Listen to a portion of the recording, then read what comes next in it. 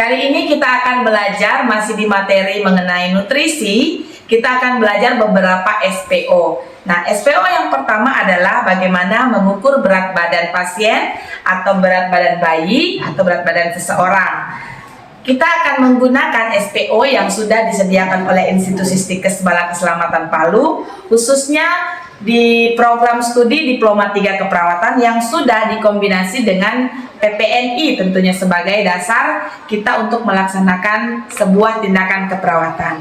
Nah, beberapa fase atau tahap yang akan kita lewati itu ada tahap pra-interaksi, kemudian ada tahap interaksi, kemudian tahap kerja, kemudian tahap terminasi, dan tahap dokumentasi. Dikatakan di sini adalah pengukuran berat badan itu mengukur bobot tubuh dengan menggunakan timbangan. Di pelajaran kemarin kita sudah belajar bahwa berat badan seseorang bisa menentukan seperti apa nutrisi yang dialami oleh seseorang tersebut. Sehingga kali ini kita akan belajar bagaimana cara mengukurnya. Beberapa alat dan bahan yang kita perlu sediakan adalah seperti timbangan, kemudian catatan. Kalau bayi timbangannya bisa seperti ini ya, timbangan bayi khusus bayi, kemudian timbangan untuk orang dewasa seperti itu ya. Oke. Kemudian kita akan masuk di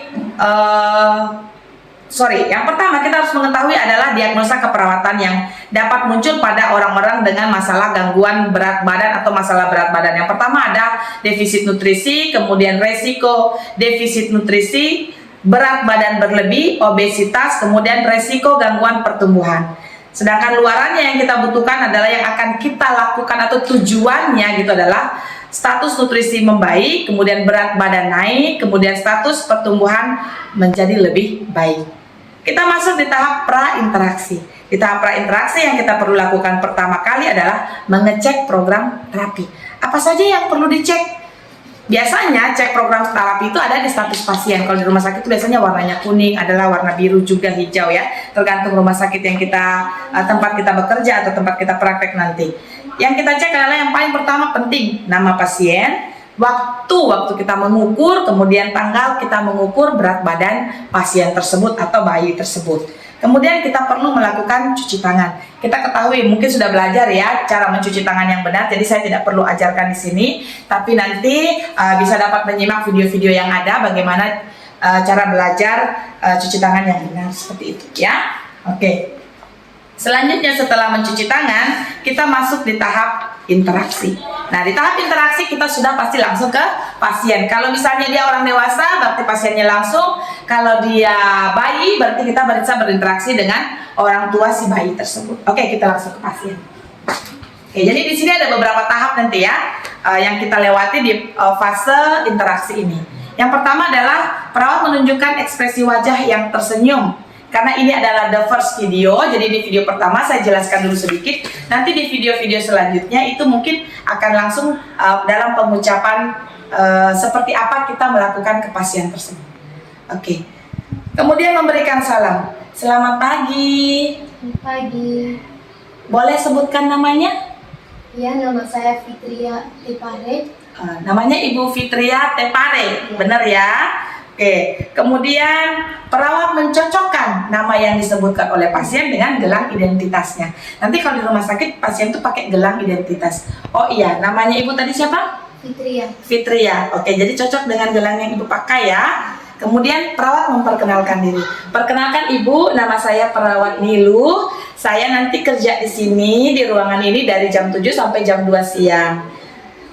Kita hari ini kemudian selanjutnya ya, sudah menjelaskan nama, menanyakan kondisi pasien. Boleh, sebenarnya ini fleksibel saja. Mau menyebutkan nama langsung menyampaikan tujuannya, atau kita menanyakan kondisi pasien, tidak masalah di pra-interaksi itu. Di tahap interaksi. Bagaimana keadaannya sekarang? Sudah lumayan membaik.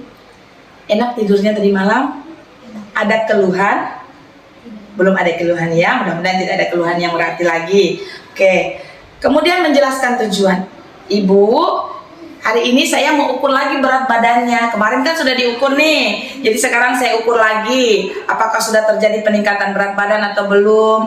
Itu nanti membuktikan bahwa kondisi nutrisi ibu mungkin sudah lebih bagus. Kita kan berharap berat badan ibu bisa naik ya setelah sakit yang dialami beberapa hari ini. Nah, setelah itu kita akan memberikan kesempatan kepada keluarga jika ada keluarganya yang mau bertanya. Misalnya ada keluarganya siapa tadi teman-teman? Fitria. Ada keluarganya Fitria. Keluarga ada yang mau ditanyakan, Bapak Ibu ada yang mau ditanyakan tentang tindakan yang akan saya lakukan? Nah, kalau tidak, kita akan selanjutnya menjaga privasi pasien. Bapak Ibu yang menjaga boleh silakan keluar dulu, karena pekerjaan ini atau tindakan ini yang saya akan lakukan hanya kepada pasien. Lainnya menutup sampiran, menutup pintu, sehingga privasi atau pasien itu merasa dirinya terlindungi dan tidak dipublikasi seperti itu. Kemudian memberikan kesempatan kepada pasien untuk berdoa. Jadi kita karena sasi, yaitu adalah spiritual, maka sebelum melakukan tindakan sebaiknya kita berdoa sehingga prosesnya dapat berjalan dengan baik. Ibu Fitri, kita akan berdoa. Apakah ibu beragama Kristen atau beragama lain? Iya, saya Kristen. Kristen, baik.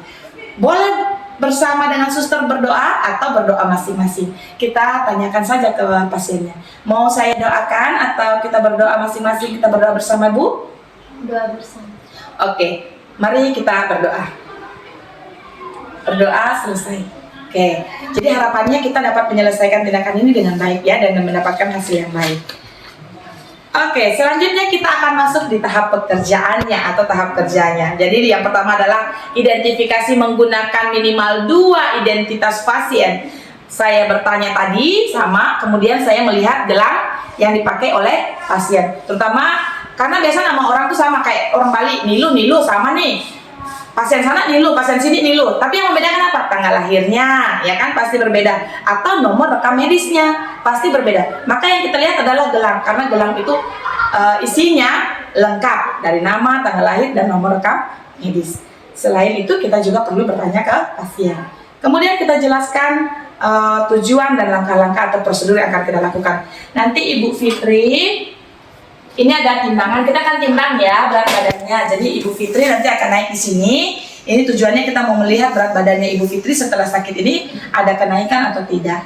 Boleh paham ya Ibu Fitri? Oke, kemudian siapkan alat dan bahan seperti ini. Kalau pada orang dewasa timbangannya seperti ini, ya timbangan berdiri. Kemudian pada bayi seperti ini. Jadi ada timbangan khusus bayi.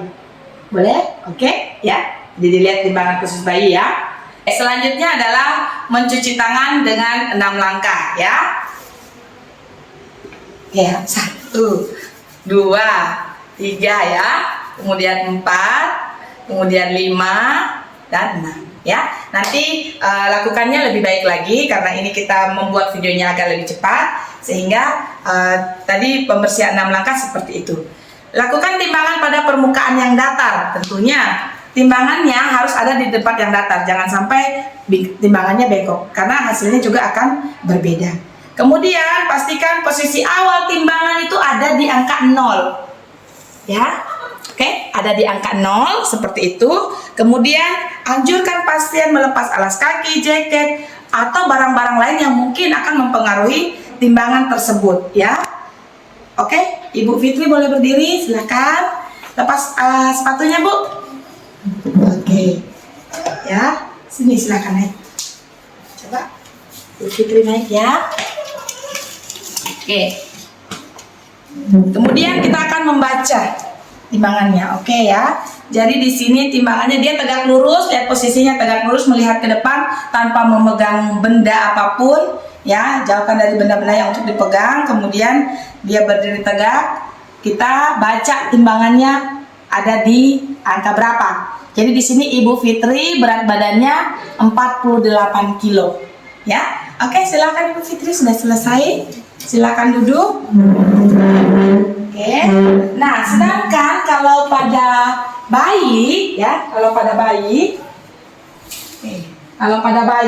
kita menggunakan timbangan yang seperti ini. Ini timbangan bayi namanya ya, timbangan untuk bayi. Tetap pastikan bahwa posisi angkanya adalah di angka 0 awalnya. Kemudian letakkan bayi seperti ini. ya, data menggunakan alas.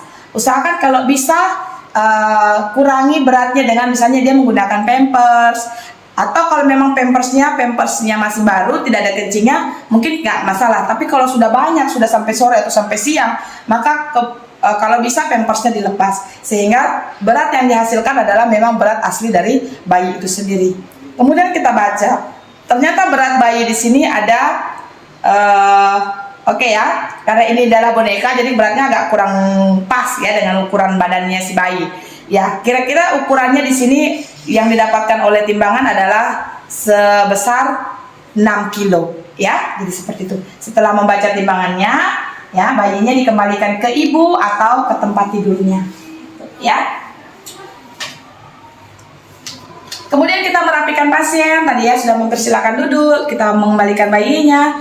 Kemudian kita lakukan mencuci tangan kembali ya. Setelah kita mencuci tangan kembali, informasikan hasil pengukuran jika perlu. Tadi saya sudah sampaikan ke Ibu Fitria ya, bahwa hasil timbangannya berapa tadi Ibu Fitria?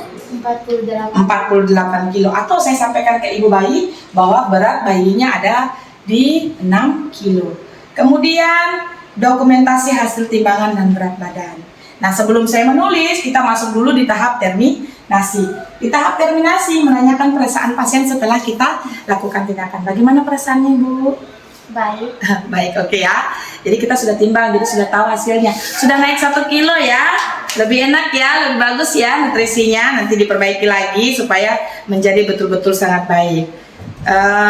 Semoga cepat sembuh. Ini namanya memberikan reinforcement yang positif kepada pasien ya. Supaya semoga cepat sembuh, banyak berdoa, atur lagi pola makan dan nutrisinya ya. Semoga berat badannya bisa naik dan mencapai ideal ya. Kemudian kontrak pertemuan, nanti sebentar kita ketemu lagi siang, boleh? Saya akan melakukan pemeriksaan tekanan darah kepada ibu.